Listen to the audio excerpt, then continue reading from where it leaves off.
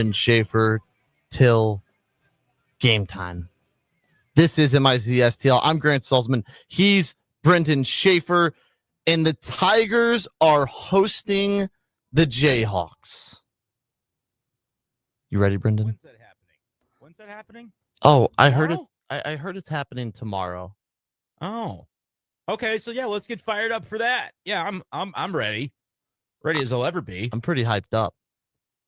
I can't lie to you. I mean, it's been, I believe, 19 years since they hosted them, the Jayhawks. I think that's right. We figured that out. 2006 was the last time the game was on campus, right? Yeah, in Columbia. Mm-hmm. And then they started playing at Arrowhead. Kind of crazy to think that the first Arrowhead year was that 07 game that we all remember. So that was the first year. I think we looked this up. It might have been on the big show yesterday that we looked this up. Somewhere we were peering into this and trying to go back and say, like, how long has it been? But I think 06 was the last. I think 06 was the last time it was on campus at Missouri, and then I think after that it moved to Arrowhead, which it stayed until 2011, I believe, and then they obviously haven't played the game since. So it's it's been a long time coming, I think is the point. It's been quite a long time coming. Brendan, you said I sounded a little staticky. Is this a little bit better? You sound better. See, I was saying that in private. So that yeah, I know, but I needed to. People could see me now. switching mics. I thought, on the YouTube chat, which you can watch us on YouTube at luinfo.com. So I thought it might just be Grant switch microphones to his heart's content. If this was just radio, no one would know. But it's both. But it's both. So I kind of had to. I needed a little transparency. Okay.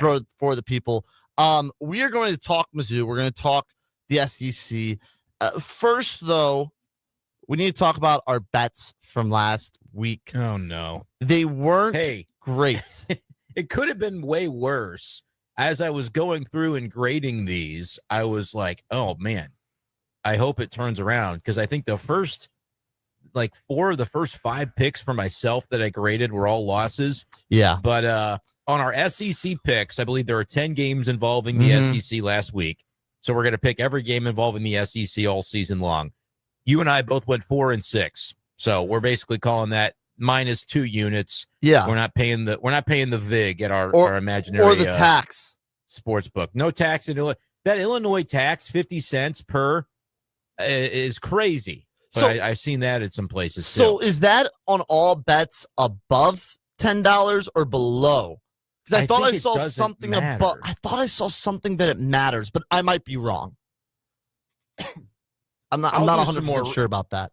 I'll do some additional research.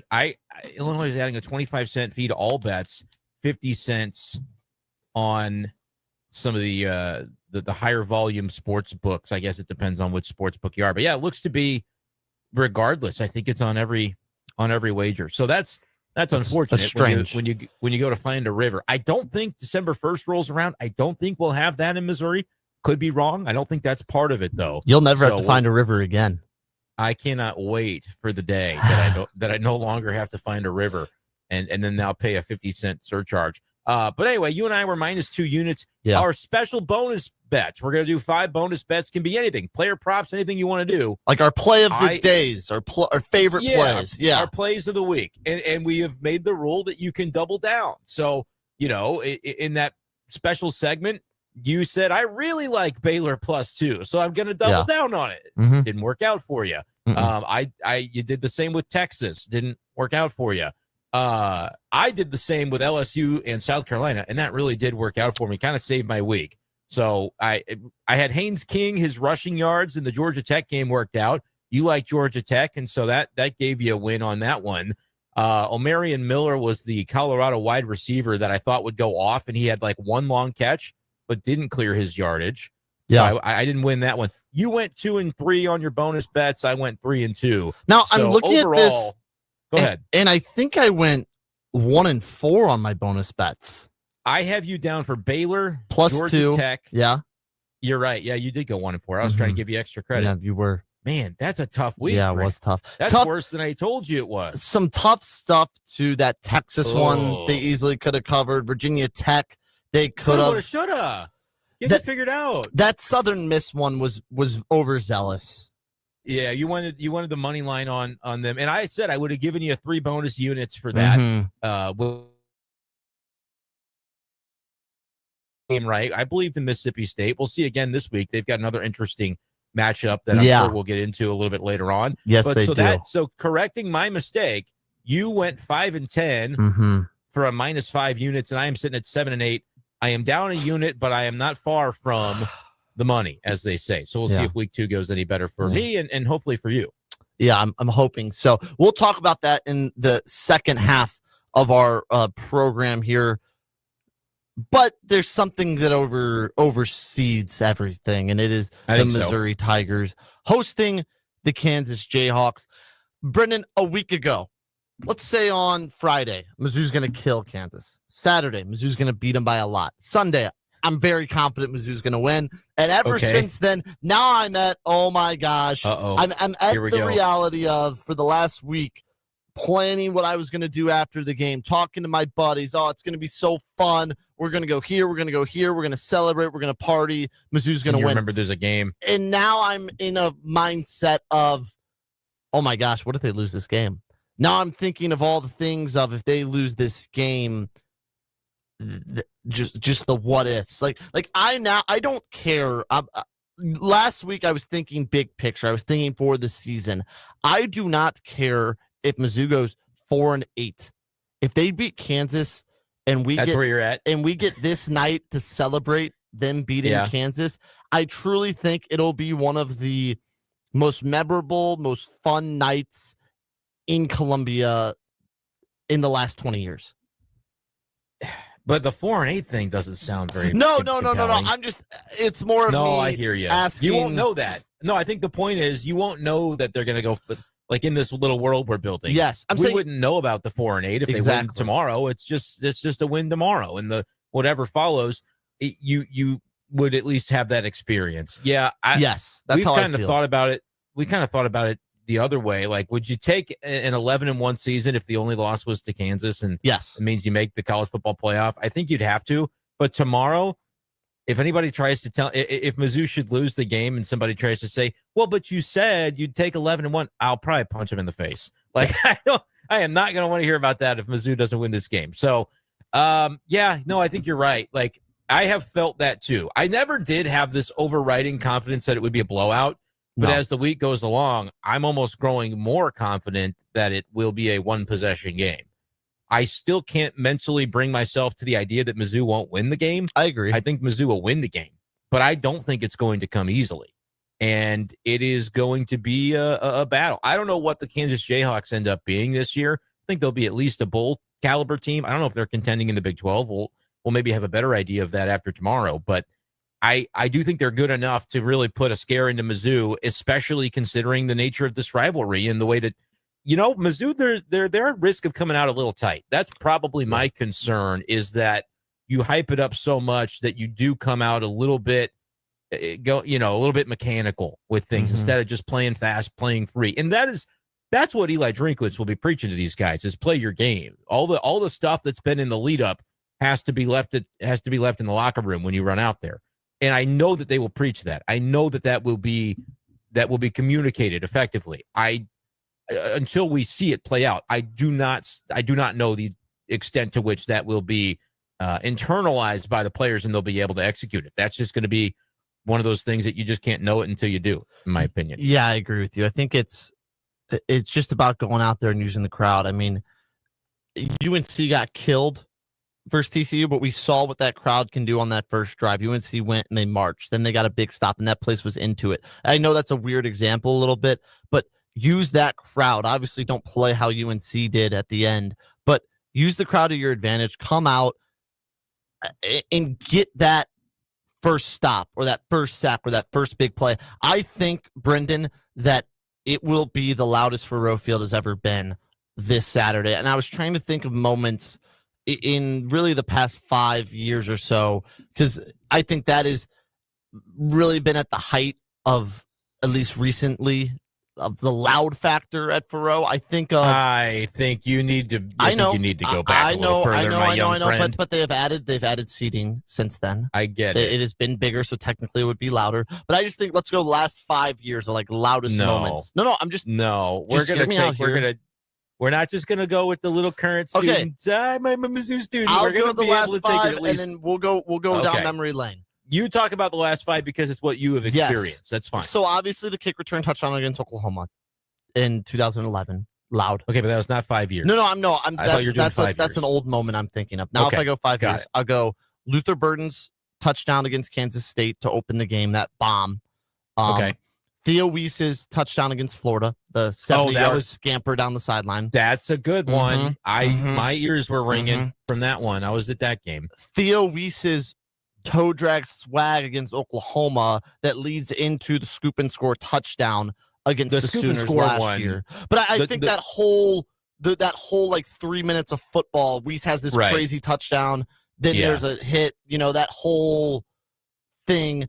Mevis's 61-yard kick, I honestly can't say because I think I blacked out in the moment. Yeah. So I don't really have a lot to say of that.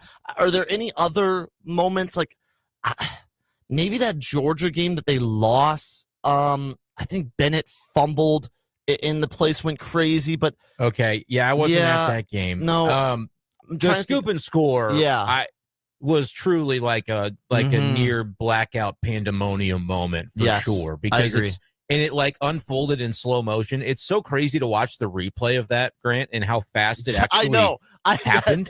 Yeah, because it felt in your life as you're up there in the I was up in the stands, as though it's like. It's taking 30 seconds to a minute to be like, get in the end zone, like the whole process to play out. That was truly unbelievable. And the one it reminds me of, and again, like I'd have to, your memory is a tricky thing, but the one from like a sound perspective and like knowing that Mizzou had just won the big game, right? Because that Oklahoma game was a big game last year, and that scoop and score, basically, even though they were going to get the ball back, felt like it sealed it. Henry Josie in 2013 against Texas A&M is the closest I can recall to matching that in just the pandemonium of the building, knowing that within about 5 or 10 minutes we're all going to be on that playing surface. Yeah, and that's that was a rush the field for sure kind of game. And so the Henry Josie, I've just never heard. It was so loud I couldn't think. I mean, it was so loud I couldn't scream. I couldn't hear myself screaming. It was so loud. And anytime I see or hear that highlight, it's just, it brings back those memories. So those are the 2 big ones for me. I'm trying to think on that topic. The next year when Mizzou lost to Alabama in the SEC championship, I believe it was they beat Arkansas to get there. They beat Arkansas. I don't think there was quite that moment. If I remember, Mizzou kind of handled business. Like there was never I feel like the loud factor comes from a built-up moment of nerves. Yeah, the pent-up, like it's going to be them or us, But I think if I remember that Arkansas game correctly, it didn't really exist because Mizzou kind of went out there, they beat a lesser team, and they won the game. Not that it wasn't loud, not that it wasn't awesome. We did rush the field. As you should, it was, I'm trying to look at this now. No, I'm looking back at it. And there was a come from behind victory. Really? I don't know if I remember that completely, but that was and maybe that's part of the reason too, that it was a rush in the field. But that was a fourth quarter comeback to win. After being down 14-6. Could you imagine if that 2007 game was at Mizzou against Kansas? What that place would have been like? Yeah, it would have been, but I don't think anybody would change a thing about that. But you do wonder because this is the opportunity. This is not the same thing as number 1 and number 3 or number 2 or whatever it was going at it. I think it was number 3, but then we knew Mizzou would be versus number 1. 4, but number 1 LSU had already lost. So the winner was going to be number 1 and have an inside shot at the BCS national championship. Right. Yeah. You needed to win the Big 12 championship, obviously, which didn't happen. But so the Arkansas was, I don't know why it is that I don't remember any specific, the Henry Josie one just sticks more in my memory. Maybe because then you go on and you play Auburn, and that game sticks more in my memory than the Alabama game in 2014 does, and so you kind of conflate it all together. But yeah, I mean, this is so interesting because A lot of times, we talk when you hear people talk on this rivalry that have been around it and know it really well from the history of it. There's this aspect of other than 07, and you can go back to the 60s where there's a couple of iterations where Missouri, goes to an Orange Bowl or something after beating Kansas. Mizzou lost to Kansas though in 1960 when they could have won the national championship. Yeah, right. And so and then in '69, I think they win and go to the Orange Bowl and lose to Penn State in that. Yeah, but that's a long time ago. If we're going back to the 60s, and no offense if you were born in the 60s, my dad was born in the 60s, but if you have to go back that far to illustrate the point, then you're saying, all right, other than those kind of moments in the 60s and 2007. What is football game that as the game is happening, there's more to play for, more on the line? Because right now, everything remains on the table for Mizzou. A lot of those years when you talk to people who have been around the rivalry, say, well, they might have been 3-8 going in, but it still meant a lot, right? Yeah. Still meant a lot to both sides. In this moment, both Missouri and even Kansas can say, hey, our whole season is in front of us. Our goals, our dreams, our aspirations, our college football playoff hopes are still in front of us. But we got to get over this hurdle to, continue to march toward that goal realistically. Yeah. Like if you're Kansas, you can lose this game and still make the CFP in theory.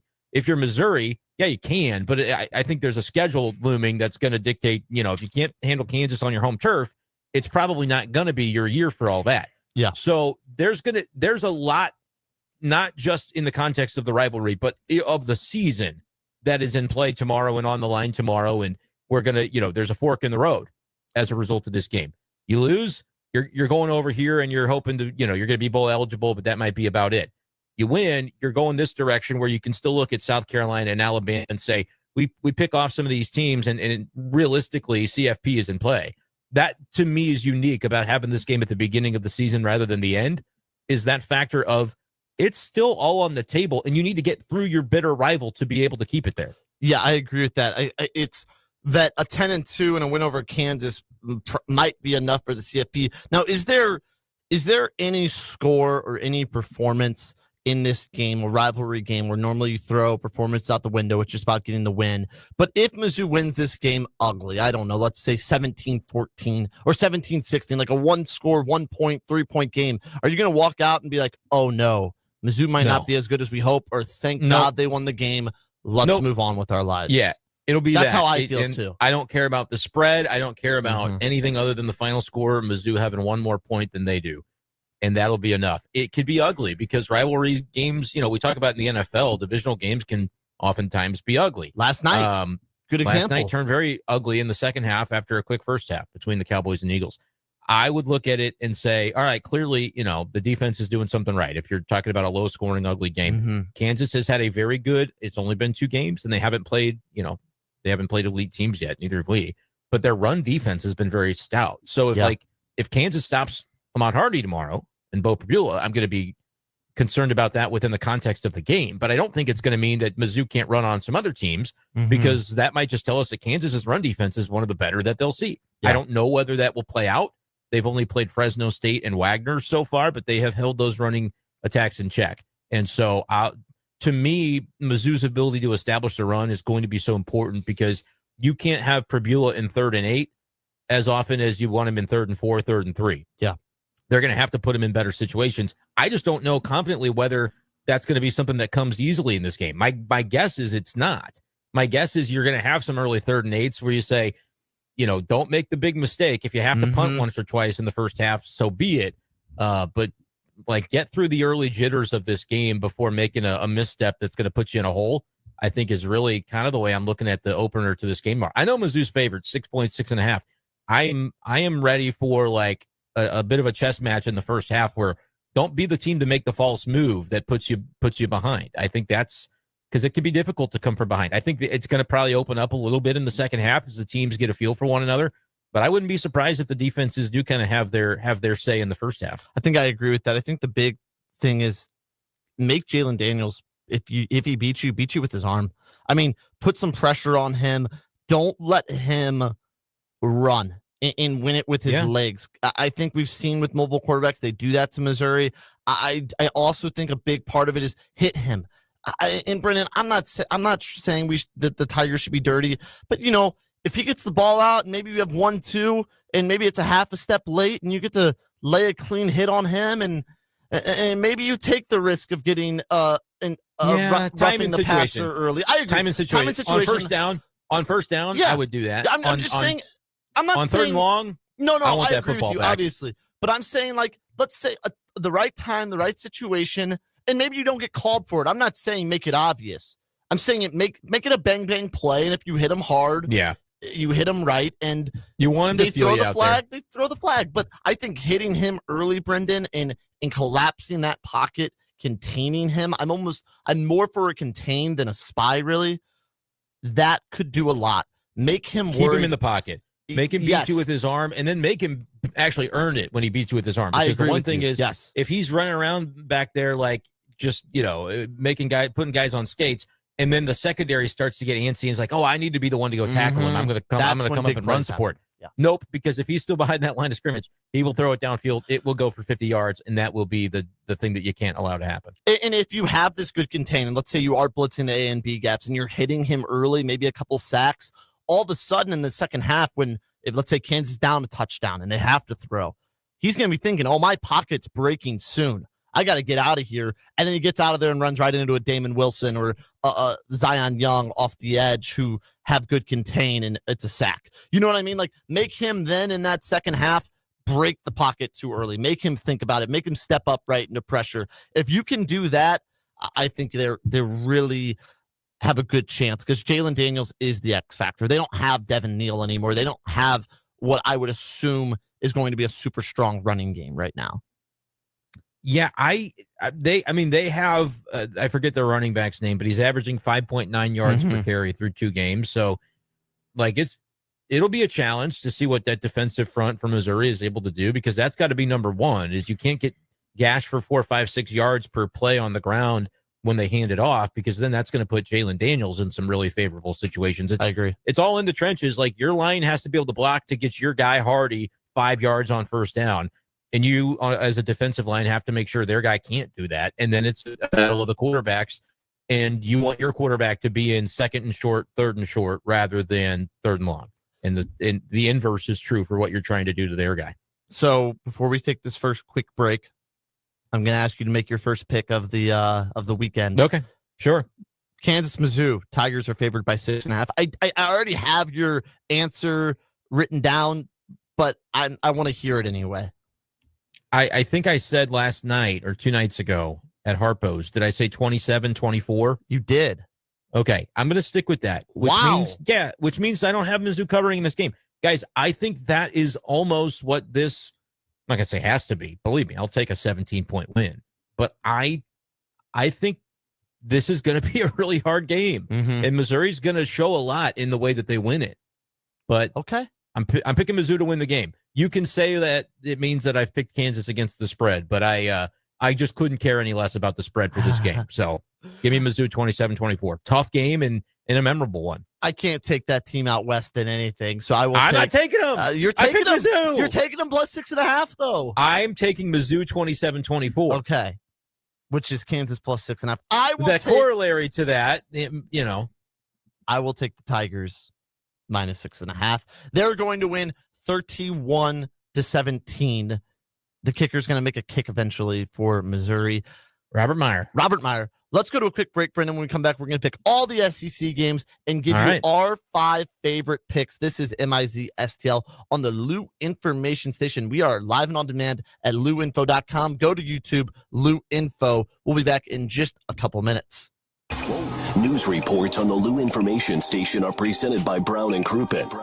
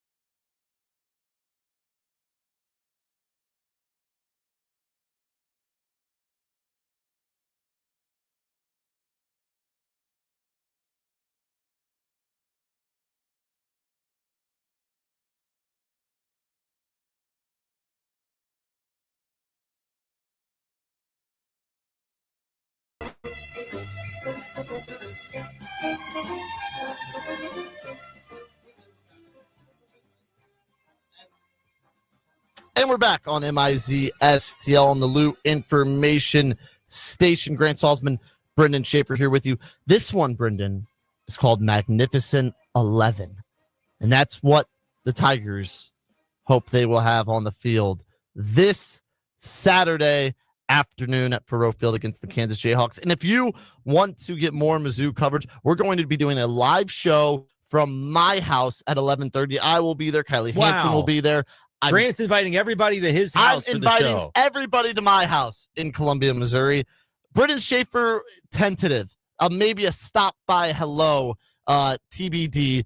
Busy morning. We'll try to make it, though. We're hoping to get a couple Missouri Tigers, possibly Corby Jones in as well. We'll be there right after SEC Nation from about 11:30, 12:31.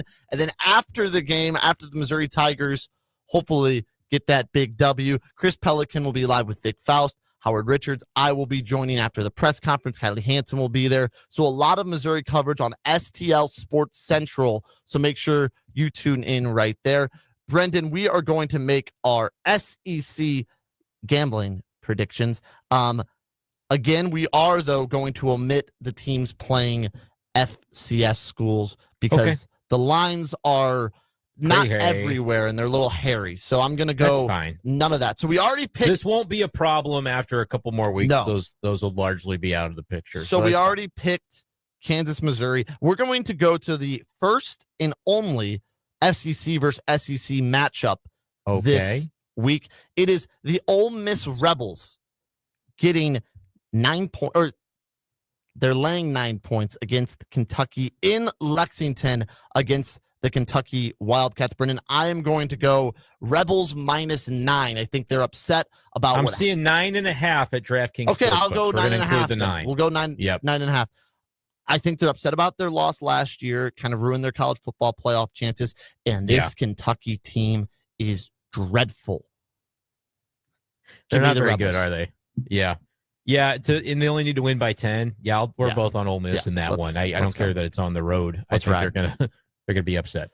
Okay, here we go. San Jose State, the Warriors, or are they the Aztecs or they're the Spartans? That would be San Diego State. Pardon me, I'm getting my Spartans, I believe, is accurate.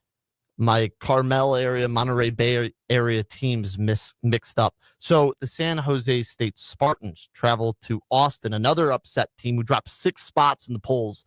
The Texas Longhorns, they're 36.5-point favorites. Brandon, what do you think? Yeah, I think that this is probably, like, whether it happens or not, we were close on a couple of them last week. Like Georgia beat Marshall by 38. We lost by the hook. That was tough. That was tough, but I'm gonna say Texas is gonna maybe put a hurting on him just because of the way that last week went. Now they could win by 35 and they still may not cover, but I'm gonna go Texas. I'm gonna take the Longhorns too. I think I think they're ticked off.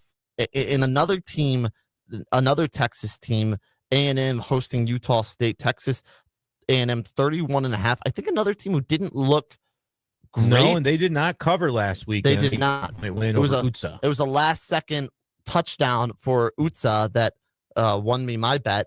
I'm going to go now A&M because this Utah State team got killed by Fresno, who I'm not sure how good they are. I don't think this Utah State team will play UTEP. Utah State beat UTEP. I'm sorry. I was thinking Georgia Southern lost to Fresno State. Yeah, I still don't think this Utah State team is very good. I think they're going to give up a lot of points. I think A&M's going to look a little sharper. I'll take them 31.5. Yeah, 31.5 is a big number. It's a lot. And it's like, will they be motivated to play better after last week they won by 18 and didn't cover? Do they care about that? Probably not. Mm-hmm. Because they won still, and this is such a big number, I will fade you on Utah State. I don't feel great about it, but Utah State does have an FBS win under their belt. I think UTEP is probably double terrible, and that's why Utah State beat them. But I'll just, to be different here, and because of the size of that spread, I'll go Utah State. I mean, you could go 34-3, and I cover. So I'm gonna take the other side on that one. Now here's a sneaky decent game, I think. One that we won't really be watching because Kansas Mizzou will be on at the same time. The USF Bulls traveling to Gainesville to take on the Florida Gators. It's only an 18-point spread. I'm really intrigued by this one, Brendan. Let's start with you here. And we got 18.5 on DraftKings, Okay. by the way. Yeah, So that'll I be like what we yeah, use. So, man, this is like, because USF looked really good last week, right? I forget who they beat. Yeah, they beat Boise State. They demolished Boise State. That's right. And Boise State was ranked, even though they probably shouldn't have been. Man, I want to say Florida, but that's a huge number. I'll go with the Gators, even though I'm a little bit skeptical because I think USF is certainly a capable opponent. But I'll go the Gators because I think Lagway's trying to win that Heisman. I'll fade you here on a backdoor by USF. Yeah, no, that could be 34-17. Spot on, something like that. Yeah. All right, that's fair. I went back and forth on that one, but I'll stick with the Gators. That's a tough one. Okay, Arkansas State at Arkansas, an in-state rivalry. I have Arkansas minus 23.5. Is that what you have, Brendan? I think that's fine. As long, I assume that's probably right. Yes, sir. I will. I'll take the Hogs. I don't feel good about it, but I'll take Arkansas. Yeah. Arkansas State beat SEMO by only 18. That's not a great result against an FCS. So, yeah. Okay, so what, 23.5, you're on the Hogs, huh? Yeah, I'm on the Hogs. I think I will probably do that as well. It's these early season. I'm going to mostly lean with the SEC school. Yeah. I think Arkansas's offense can run it up a little bit in this one. Now, here's one. At Virginia Tech, this game was awesome last year. Vandy won it. Or no, V Tech won it, I believe. Vanderbilt, Virginia Tech, in Virginia Tech. Inter Sandman will be playing. 2.5. Oh, they're favored at home. The Hokies. I don't know because they didn't look terrible against South Carolina. No, I mean, I think South Carolina is really, really good too. That's the other part of it. Like, it was an ugly game, but South Carolina ended up pulling away and winning it good enough. But it's not like it wasn't a good game either. The SEC is better. The SEC is better. Vandy. Give me Vandy. Give me Vandy. You had Virginia Tech written down for me. Did you think I was going to go Hokies? I did think you were talking. I thought I was that way. too. But give me the Commodores. I mean, to win a national championship, Diego Pavia, you probably do need to win this road game. I would say that, yeah. I wish it was 3.5. I'd feel even better about it, but I'll take Vandy as well. I'm gonna believe in Diego Pavia until he gives me a reason not to, because he told me he's gonna win a national championship. Okay. So until they lose one, I'll miss a pick with Vandy somewhere along the way by believing in them when I shouldn't. But that's did they cover last with week? You. Against Charleston Southern. I'm making an executive decision, and I'm omitting Auburn versus Ball State and LSU versus Louisiana Tech. What? Do you want to pick those games? Okay, they're fine. FCS. They're FBS okay, teams. Quickly, let's go quick here. Auburn, Ball State 42.5. They're going to cover. So that's a huge number. You like Ball State or Auburn? I like Ball State 42.5. That's a big number. That's a huge number. Ball State must stink. I don't know. I'll take Auburn. Okay. Jackson Arnold, don't let me down. I'll take Auburn, though. There's got to be a reason that number is so big. I'll take LSU over Louisiana Tech. Louisiana Tech only beat Southeast Louisiana 24-0. So I'll take LSU. It is 37.5. Pardon me. So I'll take LSU. I like LSU as well. Okay. I like LSU a lot. I mean, they impressed me in the first game. I agree with you. They looked really good. These next 3 games are very, very intriguing to me. And we'll go with probably the least intriguing. Alabama minus 35 against UL Monroe. That's not that interesting. Famously, though, when Alabama was at its lowest in 2007, UL Monroe beat Alabama. I will take the Warhawks plus 35 against the Crimson Tide. Really? You know, Ahmad Hardy is not on that team. He's not on that team, but he's going to go off against Kansas. Then he's going to get a sit down and see his boys play competitively against the Crimson Tide. 34.5 is actually that number. Is that I'll take 34.5 too. That's what I see on DraftKings. I'm going to take Alabama. I think it's kind of the inverse of some of these other teams where it's like, all right, the first game didn't go well. You're going to have to prove something here, and they'll run it up. Okay. Arizona State at Mississippi State. The Sun Devils are minus 6.5 is what I have it as. That's right. I'm going to take the Bulldogs. On the road. Yeah, me too. At home. I don't think Arizona State's that good. I don't know if Mississippi State's that good, but they showed me a little something. They showed me that it can be competitive. I don't know if they win. I'm gonna bet this money line at some point. I think this weekend. That's what I would like to find a river and do. Yeah, I like that. Mississippi State for both of us. Mhm. Yep. And then the game of the week in college football, Michigan at Oklahoma. Oklahoma is a -5 is what I have it as. Let's see if we can get a hook in there somewhere. Is there a hook somewhere? 4.5. Okay, we'll go down to 4.5. I'll take the Wolverines. I'm a little anti-Oklahoma. Man. I still think Oklahoma might win this game, but I think it's low scoring, ugly, which means a little closer, like maybe a 20-16, 21-17, something low, something a little ugly. 44.5 is the total, so you'd be under on the total. Mm-hmm. I don't hate that call, but I think like 23-16. I'll go OU. I think OU can pull this one out and do it. But it's a good number for the underdog, though. It does feel like a game that comes down to maybe a field goal. But I'll take the Sooners just because I don't think Michigan's very good. So we have gone through all of our SEC. Now it's our 5 favorite bets. And this can be, Brendan, all the way to next Friday. So you could pick the Chiefs tonight. You could pick some NFL games. You can pick college football, whatever you want.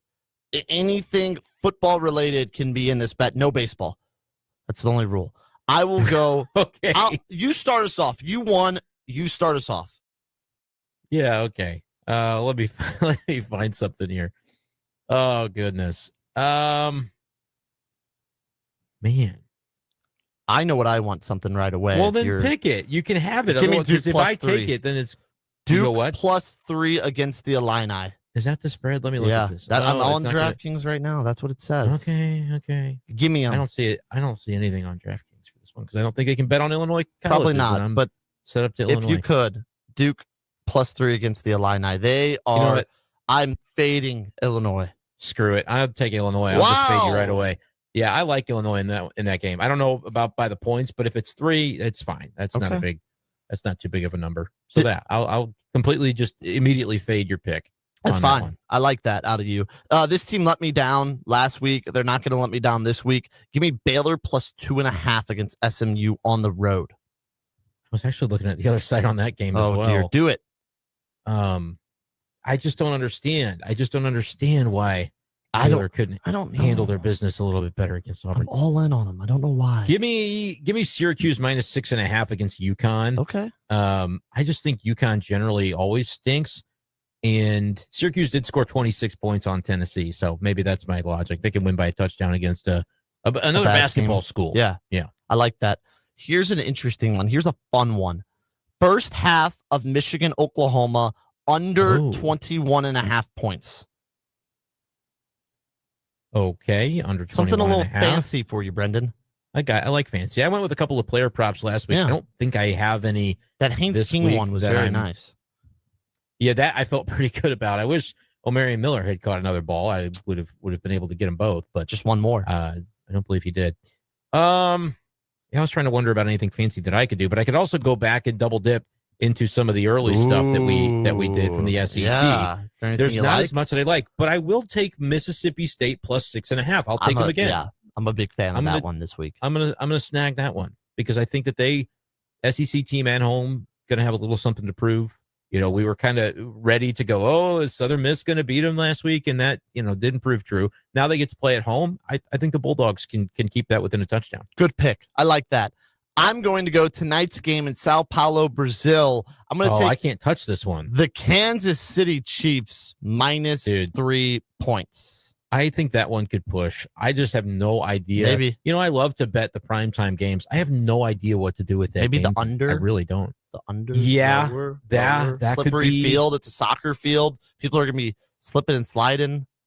It's a good point. What's the, what is it, 46.5? That's what I see here. Is the total there at DraftKings Sportsbook? Mm-hmm. I'll just make that my pick, actually. Under 46.5. I like and then that. We'll go one more. We're not competing here. We're trying to win everybody some money. Yeah. But I want to win them more money than you win them. That's fine.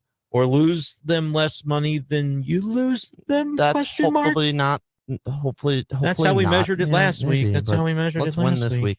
My final pick will be the Pittsburgh football Steelers. Oh, you are such a -3 points against the New York Jets. Jets. Aaron Rodgers gets his revenge. Does he now? Oh boy. Final pick here, B-Shafe. Yeah. I was trying to find something a little bit more creative. Something And fun. I might do something fun from your same game. I just got to find the prop line. The Jets are going to run the heck out of the ball, and I know that the Steelers generally have a pretty good run defense. But I'm trying to find rushing yards and exactly where I might want to go on a rushing yards over. Okay. Here we go. Breece Hall is 44.5. Justin Fields is 43.5. Braylon Allen is 29.5. Give me Braylon Allen over 29.5. As soon as you said yards. that, I knew that you were going to take it. He is my highest rostered player in best ball from the summer. It could very well not hit, but I think he's going to get more carries than people think. Maybe I should be looking at his rushing attempts total, but there's not even a line for that. So yeah, I'll make my final pick. Basically a semi fade of your Steelers pick. Braylon Allen, fine. Break a couple runs, get over 29.5 rush yards for cashing that pick for me. And we'll see if we do better than we did last week. Let's hope so. Let's both be in the plus. Let's go Tigers. Let's get some wins this week. Brendan, thank you as always for joining us, and we'll see you on STL Sports Central tomorrow for a ton of Mizzou coverage from myself, Kylie Hansen, Brendan Schaefer will be a part of it, hopefully a little bit as well. Any final thoughts? Please beat Kansas. Beat Kansas. Please beat Kansas. I mean, please beat Kansas. I woke up this morning. For the love of God, beat Kansas. This is not a joke, Grant. I woke up this morning, the baby monitor on the nightstand next to me. And I'm like, did I just hear my kid like kind of rolling around in his crib singing Mr. Brightside? I was like, no way. And so I turn on my phone to record it if he does it again. And he starts going, boo KU, boo KU. So I like that. I think the whole family is ready for tomorrow. Yeah. Sounds great. Well, for Brendan Schaefer, I'm Grant Salzman, MIZ, go Tigers, and beat those Jayhawks from out west. This is MIZ STL. Next up is Charlie, Tuna, and the Posse. Stay right here on the Loot Information Station, live and on demand at luinfo.com. Hey, listen to me. I'm one of the credit cards in your wallet. I'm about to explode and